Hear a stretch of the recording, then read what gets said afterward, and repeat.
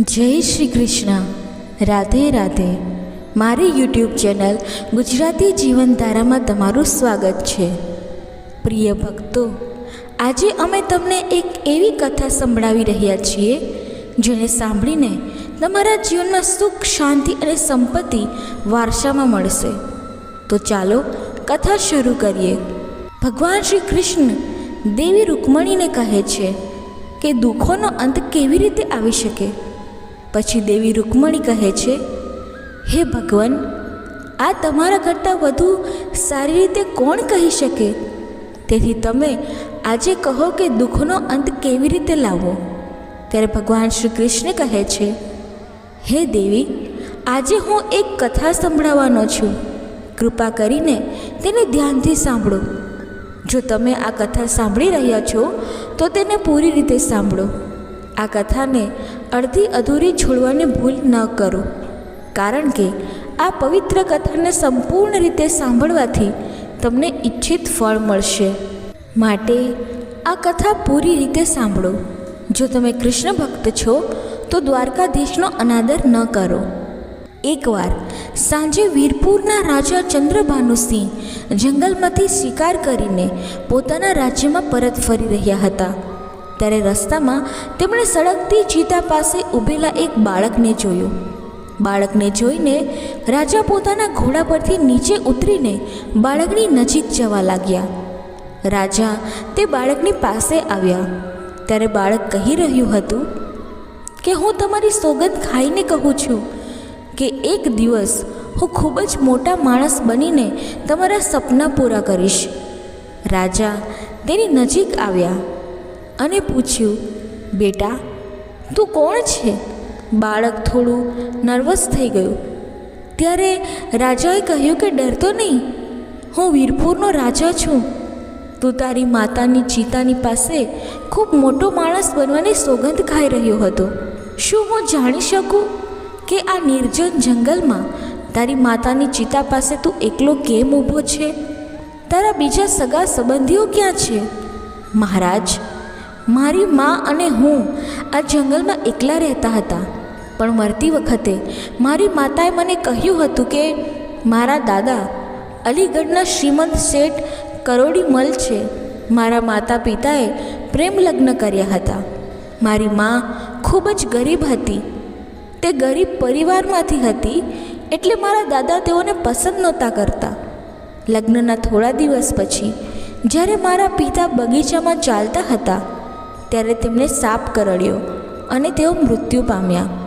ત્યારે મારા દાદાએ તેમને અપશકુની અને કંગાળ કહ્યું અને મારા પિતાનું મૃત્યુ તેમના આવવાથી થયું છે એમ કહીને મારા દાદા દાદીએ મારી માતાને ઘરમાંથી કાઢી મૂકી. તે સમયે તે ગર્ભવતી હતી અને તે આ જંગલમાં આવી હતી અને અહીં ઝૂંપડી બનાવીને રહેતી હતી. મારો જન્મ અહીં થયો હતો. મારી માતાએ મરતી વખતે મને કહ્યું હતું કે મારે ગમે તેમ કરીને ગરીબીના જીવનમાંથી બહાર નીકળવું જોઈએ અને શ્રીમંત બનવું જોઈએ. આ શબ્દ બોલતાની સાથે જ મારી માતાનું જીવન જતું રહ્યું હતું. જ્યારે મારી માતા જીવતી હતી ત્યારે હું તેમને મોટો માણસ બનવાનું વચન આપી શક્યો નહીં. તેથી જ તેમની ચિતા પાસે ઊભા રહીને તેઓ માતાની આત્માને આ સમયે મોટા માણસ બનવાનું વચન આપી રહ્યા હતા. મહારાજે કહ્યું, હે પુત્ર, આ એક ખૂબ જ દુઃખદ ઘટના છે. આ વનમાં રહીને તમે કેવી રીતે મોટા માણસ બની શકશો? શું તમે અમારા રાજ્યમાં અમારી સાથે આવવા માંગો છો? અમે તમને શિક્ષિત કરીને એક મોટા માણસ બનવામાં મદદ કરી શકીએ છીએ. હું તમને આ વચન આપું છું. ત્યારે પેલા છોકરાએ ખુશ થઈને કહ્યું, મહારાજ, હું તમારી સાથે ખૂબ જ ખુશીથી ચાલવા તૈયાર છું. અને પછી તે રાજા સાથે તેમના મહેલ તરફ ચાલવા લાગ્યો. મહેલમાં પહોંચ્યા પછી રાણીએ પૂછ્યું કે આ કોણ છે? ત્યારે મહારાજે કહ્યું, મહારાણી, તેનું નામ કાલુ છે. આજથી તે આપણા મહેલમાં જ રહેશે અને શિક્ષણ લેશે.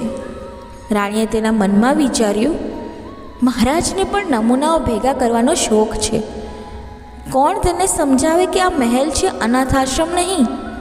એટલામાં મહારાજે પૂછ્યું, તમે શું વિચારો છો? કંઈ નહીં મહારાજ, તમે આજ્ઞા કરો. ત્યારે મહારાજે કહ્યું, આજથી કાલુ તમારી છત્રછાયામાં મોટો થશે, એક રાજકુમાર અને રાજકુમારીની જેમ.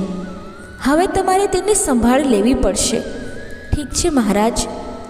તે રાત્રે કાલુ વિચારવા લાગ્યો કે તેનું કેટલું સારું નસીબ છે કે તે મહેલમાં પહોંચ્યો. બીજી તરફ મહારાણી વિચારતી હતી કે કાલુને મહેલમાંથી બહાર કાઢવા માટે મારે કાલે કંઈક કરવું પડશે.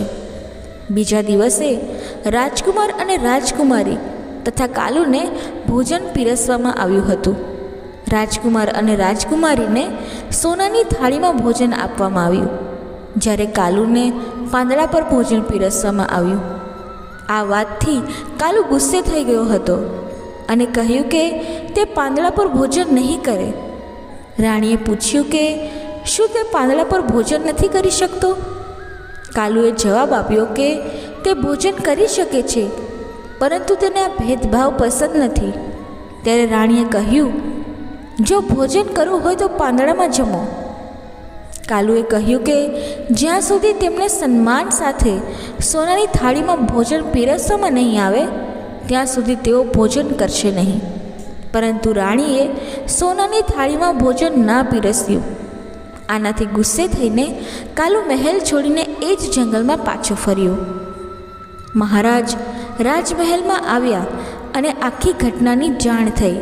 ત્યારે તેમણે રાણીને પૂછ્યું કે કાલુને સોનાની થાળીમાં જમવાનું કેમ નથી પીરસવામાં આવ્યું. રાણીએ કહ્યું કે તે કાલુની પરીક્ષા કરવા માંગતી હતી.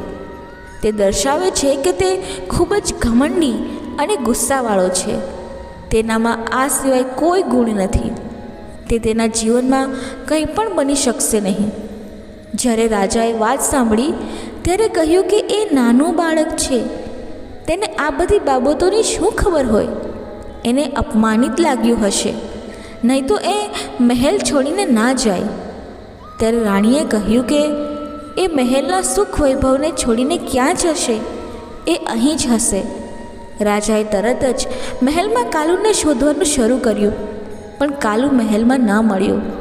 કાલુ જંગલમાં એની ઝૂંપડીમાં ગયો હશે એમ વિચારીને રાજા તેના ઘોડા પર સવાર થઈને જંગલ તરફ આગળ વધ્યા, પરંતુ કાલુ ત્યાં પણ ન હતો.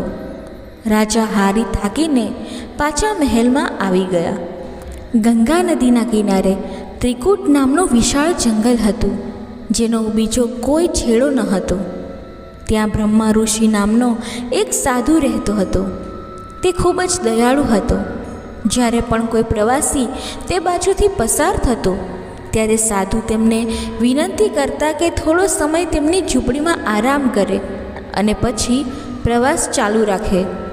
મુસાફરો તેમની વિનંતી સ્વીકારતા પછી તેમની ઝૂંપડીમાં આરામ કરતા. આ રીતે સાધુ મહારાજ તે જંગલમાંથી પસાર થતા મુસાફરોની સેવા કરતા હતા. થોડા વર્ષો પછી આ જ જંગલમાં કાલુએ લૂંટફાટ કરવાનું ચાલુ કર્યું. લૂંટફાટ એ તેનો વ્યવસાય બની ગયો અને જે પણ પ્રવાસી તેને પૈસા આપવામાં ખચકાતો તે તેને જરા પણ સંકોચ વગર મારી નાખતો હતો. આ ડરના કારણે લોકો 100 વાર તે જંગલમાંથી પસાર થવા પહેલાં વિચારતા હતા, અને જો કોઈ તે જંગલમાં બહાદુરીથી પ્રવેશ કરતો તો લૂંટારૂ કાલુ તેને લૂંટી લેતો. આ રીતે લૂંટારૂ કાલુનો ભય આસપાસના તમામ ગામોમાં ફેલાયો હતો. એક દિવસ ગામના કેટલાક લોકો ભેગા થયા અને તેઓએ લૂંટારૂ કાલુથી છુટકારો મેળવવાનો પ્લાન બનાવ્યો. એક વ્યક્તિએ કહ્યું કે કાલુ ડાકુનો આતંક દિવસે ને દિવસે વધતું જાય છે. આપણે તેનો સામનો કેવી રીતે કરીશું? એક જણાએ કહ્યું, ભાઈઓ, સંગઠનમાં ઘણી બધી શક્તિ હોય છે. જો આપણે બધા મળીને તેના પર હુમલો કરીશું તો પછી તે કેવી રીતે બચી શકશે? આપણે તેને સરળતાથી નિયંત્રણમાં લઈ લેશું, પછી તેની ગરદન કાપીને તેને મારી નાખીશું. તમારા વિચારો ખૂબ સારા છે, તો પછી મોડું શું કામ કરવું? આજે જ કાલુ લૂંટારા પર હુમલો કરવો જોઈએ. તે જ સમયે હથિયારોથી સજ્જ તમામ લોકો ચિત્રકૂટ જંગલ તરફ રવાના થયા. જંગલમાં પહોંચ્યા પછી તે લૂંટારૂ કાલુને પડકાર્યો. લૂંટારૂ, ક્યાં છુપાયો છે? બહાર આવ. આજે તું અમને લૂંટી નહીં શકે. અમે તમારા મૃત્યુ બનીને આવ્યા છીએ. આજે તમે અમારાથી નહીં બચી શકો. ઝાડીઓમાં છુપાયેલા લૂંટારૂ કાલુએ જોયું તો ઘણા લોકો તેને મારી નાખવા આવી રહ્યા હતા. ત્યારે અચાનક જ તેને આઘાત લાગ્યો. તેણે વિચાર્યું કે જો તે આજે આ ટોળાના હાથમાં આવી જશે તો તેના માટે બચવું મુશ્કેલ બનશે. તેઓ સતત તેને પડકારી રહ્યા હતા. ત્યારે લૂંટારૂ કાલુને લાગ્યું કે આ લોકો મને અહીં ચોક્કસ પકડશે. હું આજે બીજે ક્યાંક ભાગીને સંતાઈ જઈશ, જેથી હું મારો જીવ બચાવી શકું. આ વિચારીને તે ત્યાંથી ઊભો થયો અને ચૂપચાપ ત્યાંથી ભાગી ગયો. થોડો સમય ભાગતા ભાગતા તેણે સાધુની ઝૂંપડી જોઈ. તેણે વિચાર્યું કે મારે આ ઝૂંપડીમાં આશરો લેવો જોઈએ. જ્યારે તે ઝૂંપડી પાસે ગયો, સાધુએ તેની સામે જોઈને કહ્યું, તું કોણ છે? તું આમ ક્યાં ભાગી રહ્યો છે? અને તું આ નિર્જન જંગલમાં એકલો શું કરી રહ્યો છે? સાધુ મહારાજ, એવું નથી. પછી કાલુએ પોતાની રામકથા સાધુને કહી અને કહ્યું, સાધુ બાબા, કેટલાક લોકો મને મારી નાખવા માટે જંગલમાં શોધી રહ્યા છે. મહેરબાની કરીને મને તેમનાથી બચાવો. ત્યારે સાધુએ કહ્યું, તમે ઝૂંપડીની અંદર જઈને છુપાઈ જાઓ. કાલુએ પણ એવું જ કર્યું અને ઝૂંપડીની અંદર જઈને છુપાઈ ગયા. ત્યારબાદ કાલુને શોધતા લોકોની ભીડ ઝૂંપડી પાસે આવીને મહાત્મા ઋષિને પૂછવા લાગી, હે બાબા, શું તમે અહીંથી પસાર થતા કોઈ માણસને જોયો છે? સાધુ મહારાજે કહ્યું, તમે કયા માણસની વાત કરી રહ્યા છો? અમે કાલુ લૂંટારાની વાત કરી રહ્યા છીએ. તેણે નિર્દોષ અને નિશસ્ત્ર લોકોને ખૂબ લૂંટીને ત્રાસ આપ્યો છે. તે આવતા જતા લોકોનો ખજાનો લૂંટે છે અને તક મળે ત્યારે લોકોને મારી પણ નાખે છે. આજે અમે તેને મારવા આવ્યા છીએ. સાધુ બાબાએ કહ્યું, એ કાલુ ગંગા નદીમાં ડૂબીને મરી ચૂક્યો છે. સાધુ બાબા, તમે શું કહો છો? કાલુ લૂંટારો મરી ગયો છે? હા ભાઈઓ, મારો વિશ્વાસ કરો અને તમારા ઘરે પાછા ફરો. કાલુ ઝૂંપડીની અંદર છુપાઈને બારીમાંથી આ બધું જોતો હતો. તે વિચારી રહ્યો હતો કે આજે સાધુ બાબાના કારણે તેનો જીવ બચી ગયો હતો. લોકો સાધુ બાબાનું ખૂબ સન્માન કરતા હતા. તેમની વાતો પર વિશ્વાસ કરીને તેઓ ત્યાંથી પાછા ફર્યા. જ્યારે લોકો જતા હતા ત્યારે લૂંટારૂ ઝૂંપડીમાંથી બહાર આવ્યો અને સાધુ બાબાને પૂછવા લાગ્યો, તમે તે લોકોને મારા વિશે જૂઠું કેમ બોલ્યા? મેં તમને શું જૂઠું કહ્યું? કાલુ, તમારામાં રહેલ લૂંટારૂ મરી ગયો છે, જેથી તમે ડરના માર્યા મારી મદદ માંગવા આવ્યા હતા. સાધુ બાબા, તમારા શબ્દો સાચા છે. ત્યારે સાધુએ કહ્યું કે તેમની પાસેથી પૈસા લૂંટીને તમે તમારી જિંદગી બગાડી રહ્યા છો, અને આ બધું કર્યા પછી પણ શું તમને માનસિક શાંતિ છે? તમે નિર્ભયતાથી અન્ય લોકોની જેમ જીવી શકો છો? દરેક સમયે તમને ડર લાગે છે કે કોઈ તમને મારી નાખશે. આવું જીવન જીવીને શું ફાયદો, જેમાં આપણા જીવનનું કોઈ મૂલ્ય ન હોય? પછી કંઈક વિચાર્યા પછી કાલુ ડાકુએ સાધુ બાબાને કહ્યું, સાધુ મહારાજ, તમારા શબ્દોએ મારી આંખો ખોલી નાખી છે. હું પણ અન્ય લોકોની જેમ નિર્ભયતાથી જીવવા માંગુ છું. તમે મને આવો કોઈ ઉપાય કહો કે જેના દ્વારા લોકો પણ મને તમારી જેમ આદરથી જોશે. હું વચન આપું છું કે તમે જે કરવાનું કહેશો તે હું કરીશ. પછી સાધુ બાબાએ કહ્યું, એટલે તારે મોટા માણસ બનવું છે? હા સાધુ મહારાજ, પણ મને સમજાતું નથી કે હું મોટો માણસ કેવી રીતે બનીશ. બેટા, તું અહીં રહીને મોટો માણસ કેવી રીતે બનીશ? મોટો માણસ બનવા માટે બુદ્ધિની જરૂર છે અને જ્ઞાન પ્રાપ્ત કરવાથી બુદ્ધિ આવે છે. હે મહારાજ, હું શિક્ષણ કેવી રીતે મેળવી શકું? મને કોણ ભણાવશે? સાધુએ કહ્યું, બેટા, જો તારે સાચા દિલથી શિક્ષણ મેળવવું હોય ને તો તું મારા આશ્રમમાં રહીને શિક્ષણ મેળવી શકે છે. ત્યારબાદ સાધુ મહારાજે કહ્યું, મારી પાછળ પાછળ આવો. પછી સાધુ બાબા એક પર્વત તરફ ચાલ્યા ગયા અને કાલુ તેમની પાછળ પાછળ પર્વત તરફ ગયા. તળેટીમાં પહોંચીને સાધુ મહારાજે કહ્યું, કાલુ, આ બંને પથ્થરોને પોતાના માથા પર લઈ લો અને પહાડ પર મારી પાછળ આવો. કાલુએ સાધુ બાબાએ જેવું કરવાનું કહ્યું એવું જ કર્યું અને તેમણે બંને પથ્થરો ઉપાડીને માથા પર રાખ્યા અને સાધુ બાબાની પાછળ ચાલવા લાગ્યો. થોડા ડગલા ચાલ્યા પછી તે થાકવા લાગ્યો. સાધુ મહારાજે પૂછ્યું, શું થયું? ત્યારે કાલુએ કહ્યું, સાધુ બાબા, આ પથ્થર ખૂબ ભારે છે. સાધુએ કહ્યું, ઠીક છે, એક પથ્થર ફેંકી દે. કાલુએ તરત જ એક પથ્થર ફેંકી દીધો અને ફરીથી સાધુની પાછળ પાછળ ચાલવા લાગ્યો. દૂર જતાં કાલુએ કહ્યું, સાધુ બાબા, આ એક જ પથ્થર પણ ઓછો ભારે નથી. હવે હું ચડી શકતો નથી. સાધુએ કહ્યું, ઠીક છે, તેને પણ નીચે ફેંકી દો અને મારી પાછળ આવો. કાલુએ બીજો પથ્થર પણ ફેંકી દીધો અને સાધુની પાછળ પર્વત પર ચડવા લાગ્યો. હવે તે સરળતાથી પર્વતના ટોચ પર પહોંચી ગયો હતો. ત્યાં પહોંચ્યા પછી કાલુએ કહ્યું, સાધુ બાબા, તમે મને અહીં કેમ લાવ્યા છો? ત્યારે સાધુએ કહ્યું, તમને પાઠ ભણાવવા માટે. અત્યાર સુધી તમારા માથા પર 2 ભારે પથ્થરો, લૂંટફાટ અને ખૂનનો ભાર હતો, જે તમને લોકપ્રિયતાના પર્વત પર ચડવા દેતા ન હતા. એટલે જ તમે આજથી એક કામ કરો. આજથી લૂંટફાટ અને હત્યા બંધ કરો. જે લોકોના પૈસા તમે આજ સુધી લૂંટ્યા છે તેમને પાછા આપી દો. તો જ તમે બધા લોકોના સ્નેહી બની જશો.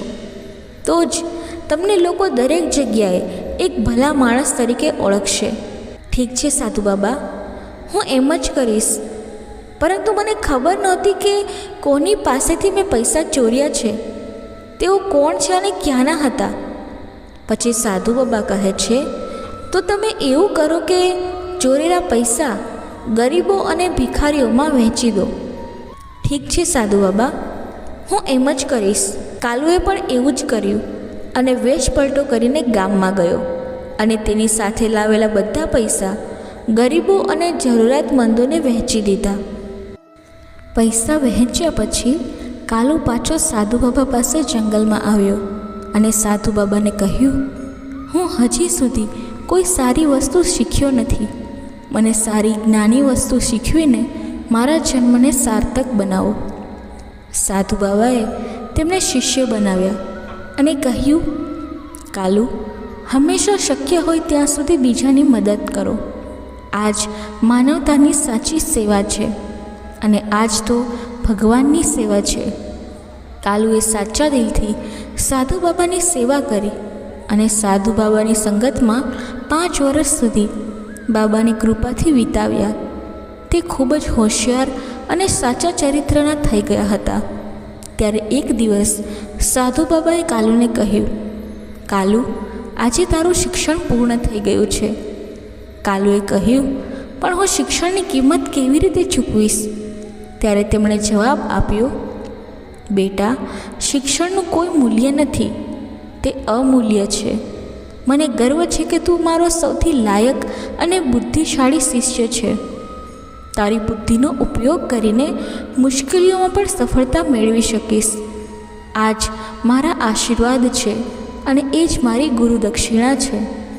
હવે તું આદર્શ માણસમાં પરિવર્તિત થઈ ગયો છે. હવે મારે શું કરવાનું છે? ગુરુદેવ, કાલુએ કહ્યું. ત્યારે ગુરુદેવે કહ્યું, તું હજી જુવાન છે. હવે તારી સામે આખું જીવન પડ્યું છે, એટલે હવે તારે કોઈ કામ કરીને તારું ગુજરાન ચલાવવું પડશે. કાલુ નિરાશ થઈ ગયો અને બોલ્યો, ગુરુદેવ, હું લૂંટારા તરીકે બધે જ બદનામ છું, તો કોણ મારા જેવા માણસને કામ આપશે? ત્યારે સાધુએ કહ્યું, તારી બુદ્ધિના જોરે તું અવશ્ય સફળ થઈશ. પછી તેણે નક્કી કર્યું કે તે વીરપુર જશે. વીરપુર એ જ રાજ્ય હતું જ્યાં રાજાએ બાળપણમાં એક વખત કાલુને આશરો આપ્યો હતો, પરંતુ તેની રાણીએ કાલુને અપમાનિત કર્યો હતો, જેથી કાલુ મહેલ છોડી જંગલમાં ભાગી ગયો હતો અને લૂંટારૂ બની ગયો હતો.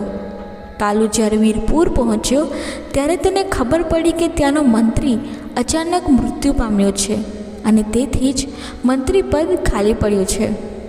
કાલુ પણ તે સમયે રાજાના દરબારમાં પહોંચી ગયો અને કાલુ ત્યાં બનતી દરેક ઘટનાને ખૂબ જ ધ્યાનથી જોવા લાગ્યો. તે સમયે રાજા પોતાના સિંહાસન પર બેઠા હતા. ત્યારે તેમના સેનાપતિએ કહ્યું કે મહારાજ, મંત્રીના અચાનક અવસાનના કારણે મંત્રી પદ ખાલી થઈ ગયું છે. ઘણા દિવસો સુધી તેને ખાલી રાખવું યોગ્ય નથી. સેનાપતિજી, તમારી વાત એકદમ સાચી છે.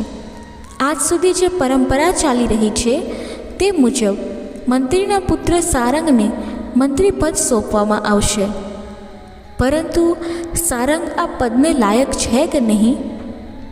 લાયક હોય કે ન હોય, શાહી પરંપરા મુજબ આ પદ તેમને સોંપવામાં આવશે. આપણે હવે દરબારમાં તેની જાહેરાત કરીશું.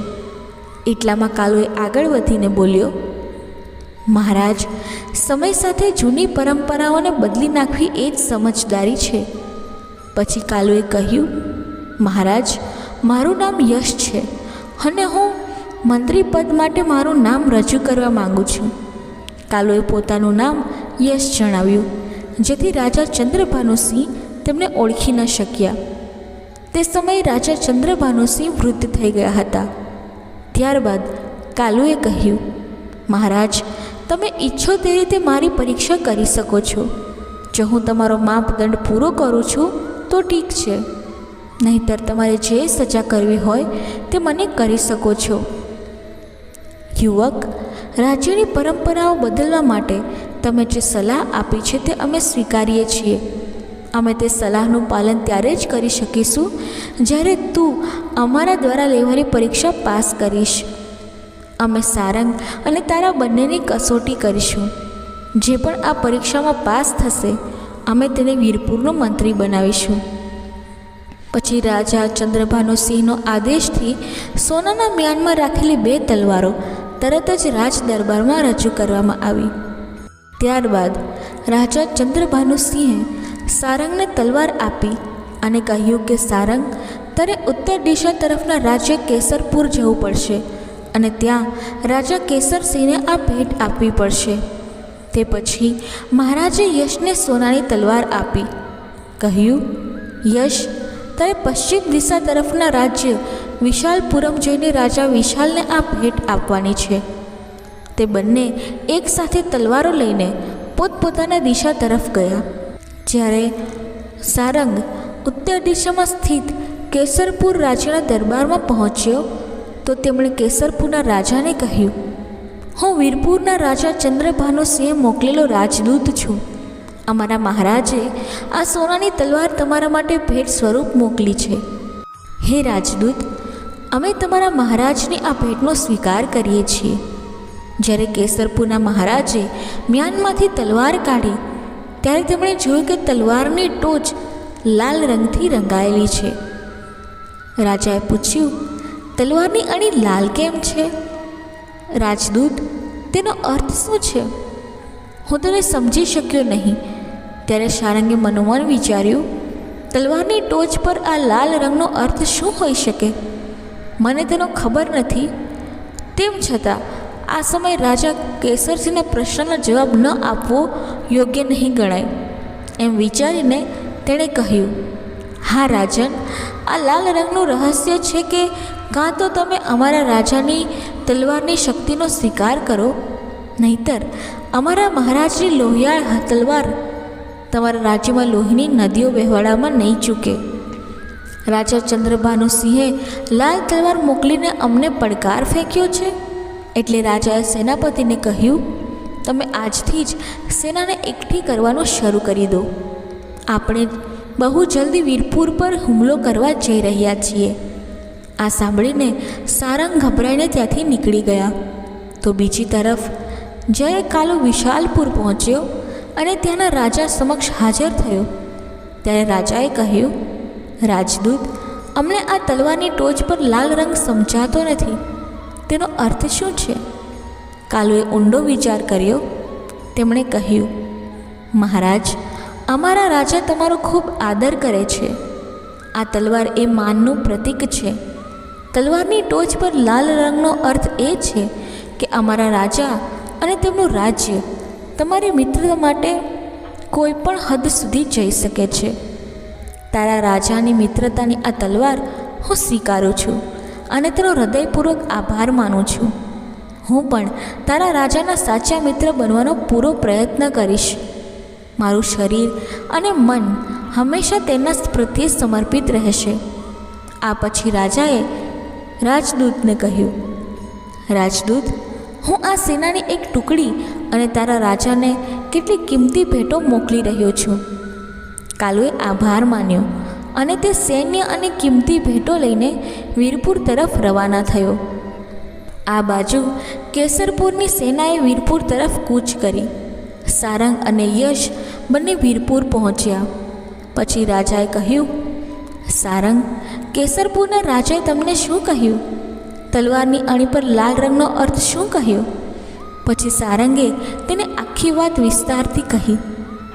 અરે સારંગ, તમે શું કહો છો? કેસરસિંહ જલ્દી તે આપણા રાજ્ય પર આક્રમણ કરવા જઈ રહ્યો છે? હા મહારાજ. એ જ સમયે એક ગુપ્તચર આવ્યો અને કહ્યું, મહારાજ, કેસરપુરની વિશાળ સેના વીરપુર તરફ આગળ વધી રહી છે. ઓહ, હવે શું થશે? આપણે આટલી જલ્દી સેનાને એકઠી પણ નથી કરી શકતા. ત્યારે ત્યાં હાજર કાલુએ કહ્યું, મહારાજ, ચિંતા ના કરો. જ્યારે મેં વિશાલપુરમના રાજાને તલવારના બિંદુ પર લાલ રંગ વિશે જણાવ્યું, ત્યારે તેઓ ખુશ થયા અને તેમની સેનાની એક ટુકડી મારી સાથે મોકલી હતી. એ ટુકડી હજી પણ મહેલની બહાર ઊભી છે. મહારાજ, ચિંતા કરવાથી કંઈ નહીં થાય.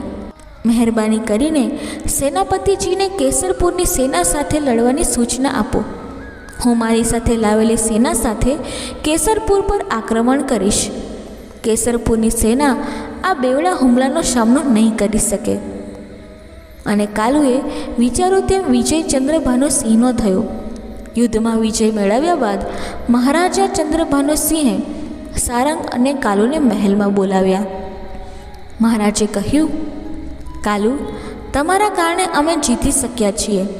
અમે તમને મંત્રી તરીકે નિયુક્ત કરીએ છીએ. સારંગે જવાબ આપ્યો, મહારાજ, આ મારી સાથે અન્યાય છે. ત્યારે રાજાએ કહ્યું, મેં તમને બંને રાજાઓને સમાન ભેટ આપવા કહ્યું હતું, પરંતુ તમે બંનેએ તમારી બુદ્ધિથી તે ભેટોનું અલગ અલગ અર્થઘટન કર્યું.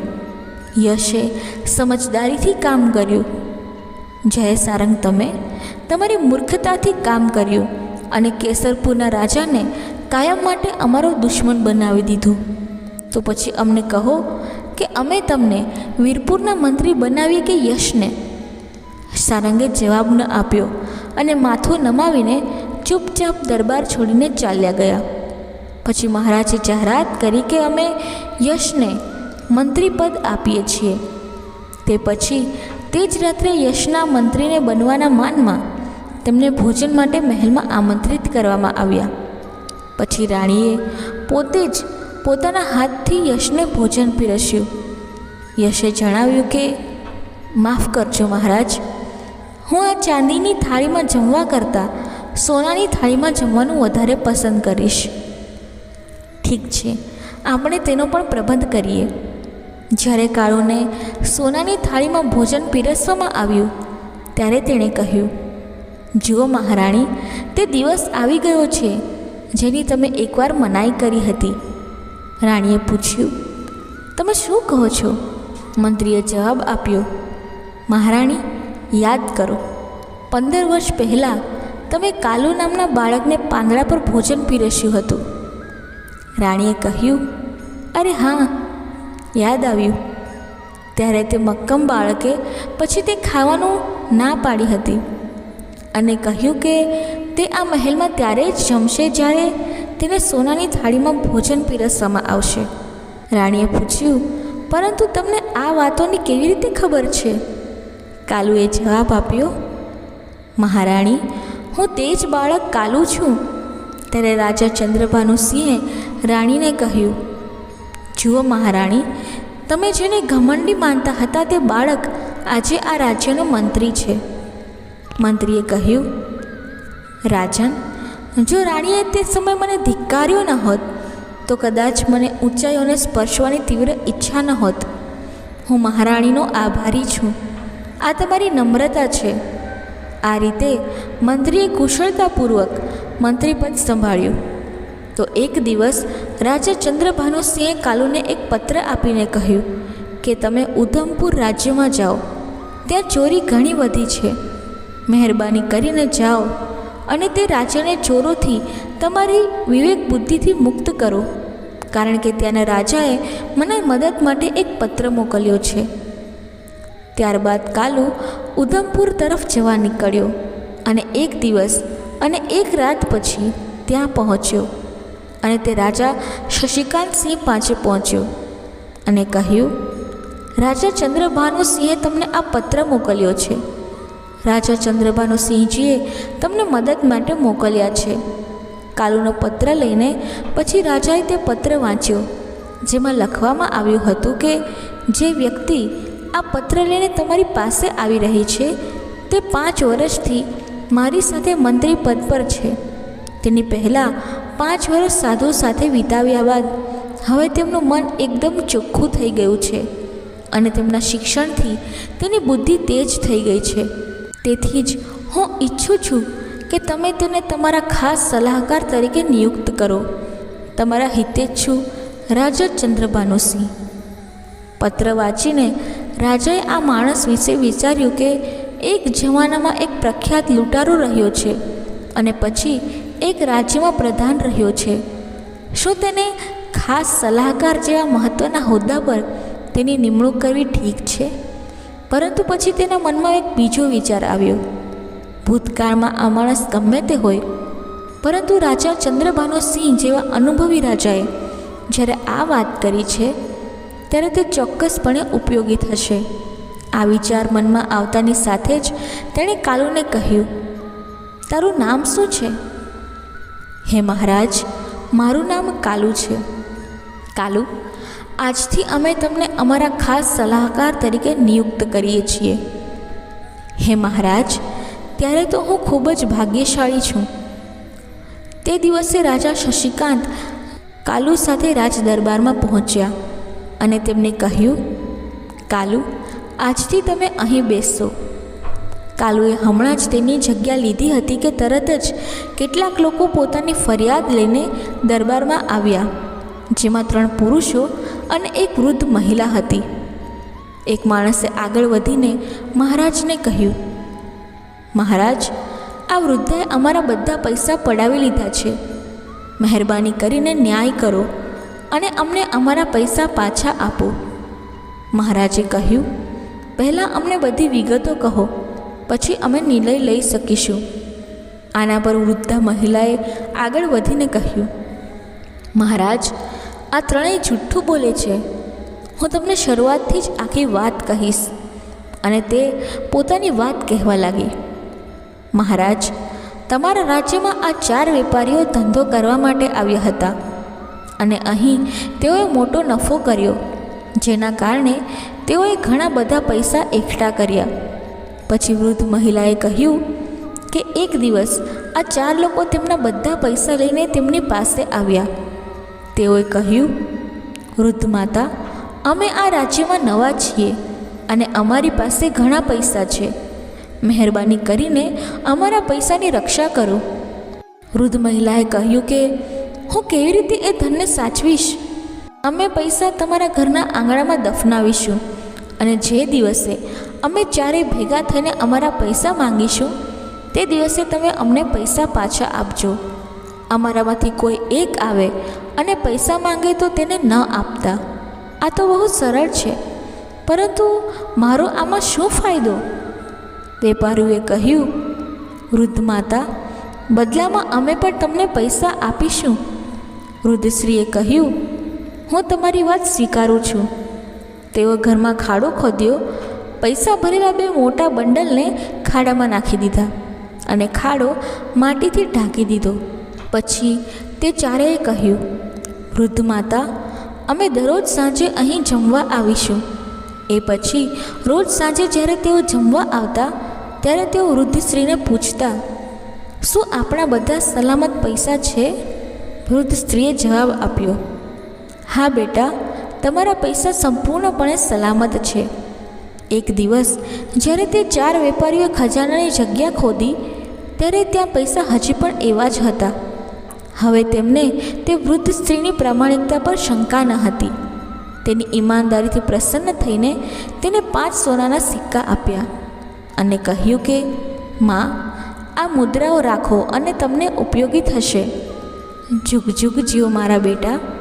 પણ એ 4માંથી એકના દિલમાં લોભ ઊભો થયો. તેણે વિચાર્યું કે જો તે વૃદ્ધ સ્ત્રીને છેતરીને બધા પૈસા પડાવી લેશે તો તેનું જીવન કોઈ પણ મહેનત વગર આરામથી પસાર થઈ જશે. એક દિવસ જ્યારે 4 વેપારી ઘરની બહાર ઝાડ નીચે બેસીને પત્તા રમી રહ્યા હતા ત્યારે તેમાંથી એકે બીજાને કહ્યું કે તમે જાઓ અને વૃદ્ધ માતાને જલ્દી રસોઈ કરવાનું કહો. ખૂબ જ ભૂખ લાગી છે. ઠીક છે, હું અત્યારે જ જાઉં છું અને ઘર તરફ જવા લાગ્યો. તે વિચારી રહ્યો હતો કે આ શ્રેષ્ઠ તક છે. અત્યારે તેના સાથીઓ બહાર વ્યસ્ત છે અને તે એકલા પૈસા કાઢી લેશે.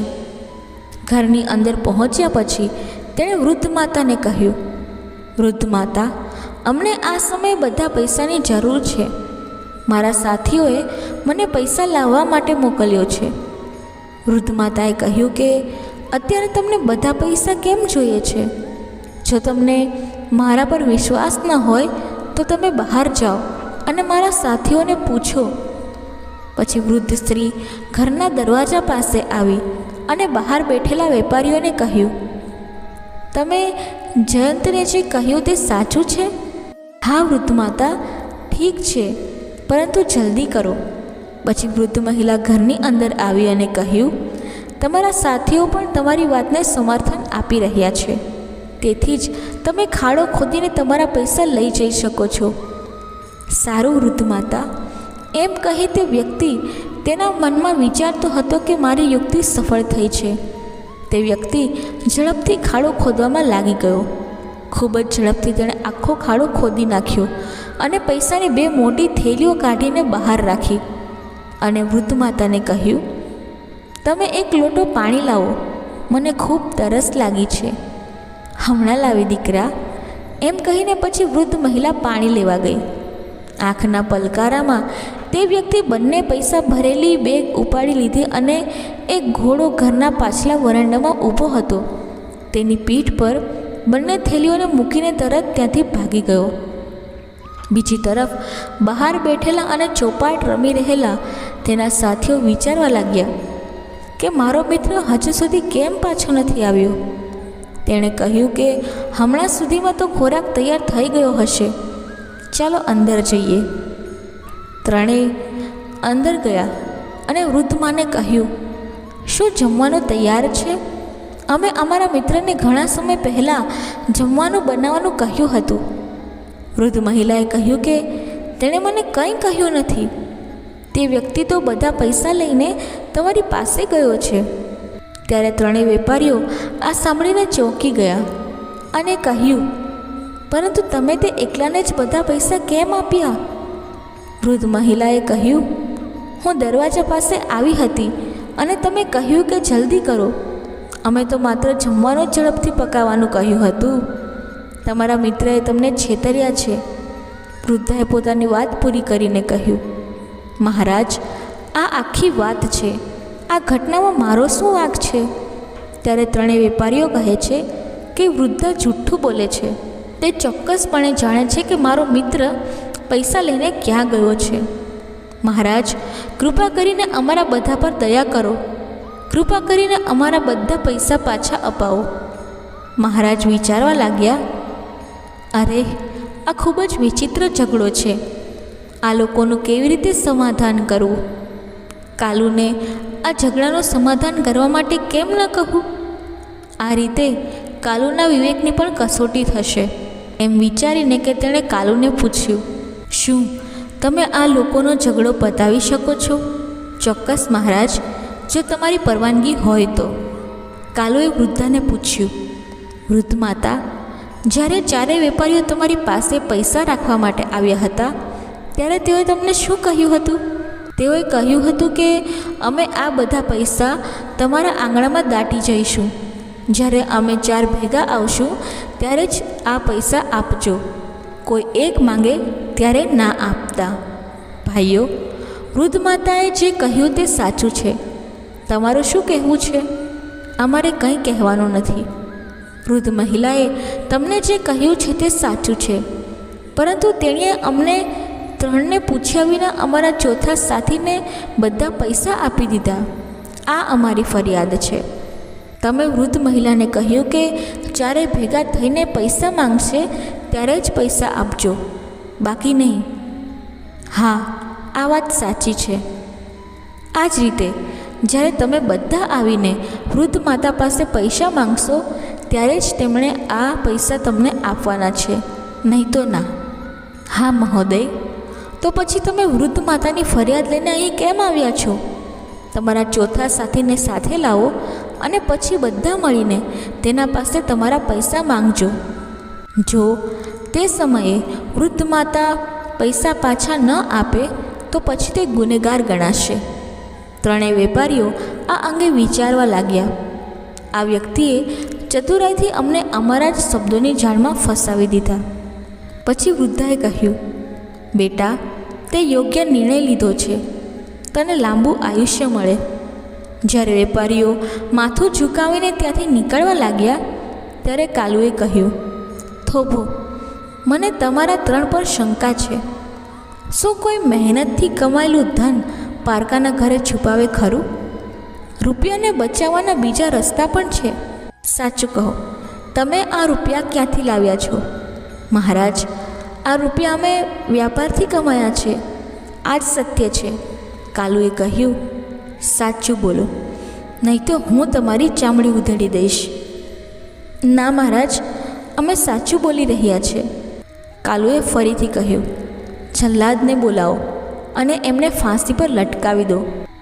નહીં, અમે સાચું કહીએ છીએ. તો કહો કે સત્ય શું છે? સાચી વાત તો એ છે કે અમારા 4ની ચોરોની ટોળકી હતી અને જે પૈસા લઈને અમારો ચોથો સાથી ફરાર થઈ ગયો છે. તે પૈસા પણ ચોરી કરીને ભેગા કર્યા હતા. મહારાજે કહ્યું, અરે, તમે તો ચોર છો. મહારાજે તરત જ આદેશ આપ્યો કે આ 3ને જેલમાં ધકેલી દેવામાં આવે અને તે વૃદ્ધાને પૂરા આદર સાથે મહેલમાંથી વિદાય આપવામાં આવી. મહારાજે કાલુને કહ્યું, કાલુ, તું પરીક્ષામાં ખરો ઉતર્યો છે. અમે તને અમારો ખાસ સલાહકાર બનાવીને યોગ્ય કર્યું છે. આ નિર્ણય પર અમને હંમેશા ગર્વ રહેશે. તે દિવસથી રાજા શશિકાંત સિંહ કાલુની સલાહ લીધા બાદ જ પોતાના દરેક કામ કરતા હતા. ત્યારબાદ જે કાલુ લૂંટારો હતો તે હવે દુનિયાનો સૌથી બુદ્ધિશાળી વ્યક્તિ કહેવાવા લાગ્યો. આવું કહીને ભગવાન શ્રી કૃષ્ણ પોતાની કથા પૂરી કરે છે. મિત્રો, જો આ વિડીયો બોલતી વખતે કોઈ ભૂલ થઈ હોય તો માફી માંગુ છું. આશા રાખું છું કે તમને બધાને આ વિડીયો ગમ્યો હશે. જો તમે કૃષ્ણના સાચા ભક્ત છો તો ચેનલને સબસ્ક્રાઈબ કરો અને વિડીયોને લાઈક કરો અને કમેન્ટમાં જય શ્રી રાધે કૃષ્ણ જરૂરથી લખજો. જય શ્રી કૃષ્ણ. રાધે રાધે.